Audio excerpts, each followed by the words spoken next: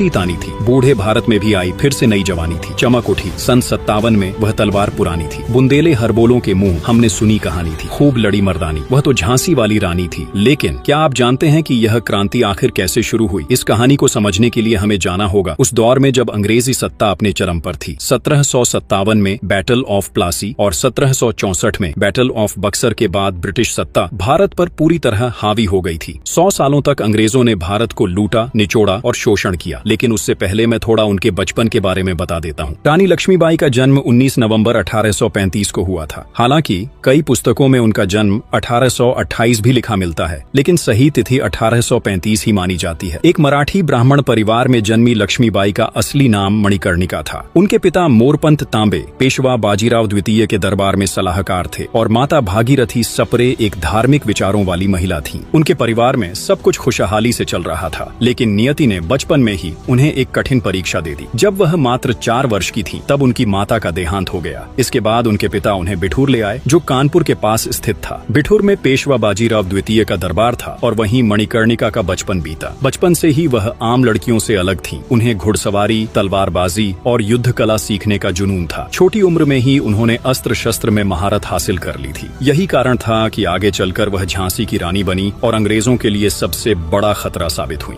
बचपन में मनु के 2 सबसे करीबी दोस्त थे, एक नाना साहेब और दूसरा तात्या टोपे। नाना साहेब मराठा पेशवा बाजीराव द्वितीय के पुत्र थे। जब अंग्रेजों ने उनकी पेंशन बंद कर दी तो उन्होंने ब्रिटिश हुकूमत के खिलाफ विद्रोह कर दिया और 1857 की क्रांति में कानपुर से नेतृत्व किया। वहीं तात्या टोपे रानी लक्ष्मीबाई के विश्वास पात्र थे। कुशल रणनीतिकार, युद्ध कौशल में निपुण और अंग्रेजों के खिलाफ विद्रोह में महत्वपूर्ण भूमिका निभाने वाले नायक। मनु, नाना साहेब और तात्या टोपे ये तीनों बचपन से साथ खेले, शरारतें की, लेकिन नियति ने इनके लिए कुछ और ही लिखा था। एक दिन यही तीनों अंग्रेजों के सबसे बड़े दुश्मन बनेंगे। रानी लक्ष्मीबाई को बचपन में छबीली भी कहा जाता था। कानपुर के नाना की मुंहबोली बहन छबीली थी। लक्ष्मीबाई नाम, पिता की वह संतान अकेली थी। नाना के संग पढ़ती थी, वह नाना के संग खेली थी। बर्छी, ढाल, कृपाण, कटारी उसकी यही सहेली थी। वीर शिवाजी की गाथाएं उसको याद जबानी थी। बुंदेले हरबोलों के मुंह हमने सुनी कहानी थी। खूब लड़ी मर्दानी वह तो झांसी वाली रानी थी। अपनी सुंदरता और चुलबुलापन से वह हर किसी का दिल जीत लेती थी। वह बचपन से ही महाराज शिवाजी, महाभारत और रामायण की कहानियां सुनकर बड़ी हुई थी। इन कहानियों ने उनके मन में देशभक्ति और साहस की भावना भर दी। ऐसा कहा जाता है कि जब मनु छोटी थी तब एक ज्योतिषी ने उनके पिता से कहा था कि आपकी बेटी कोई साधारण लड़की नहीं है, वह एक दिन रानी बनेगी। लेकिन लोगों को उस समय कहाँ पता था कि यह कोई आम रानी नहीं बल्कि यह रणभूमि की महारानी बनने वाली थी। मनु धीरे धीरे बड़ी हो रही थी। उन्होंने घुड़सवारी, तलवारबाजी और रणनीति में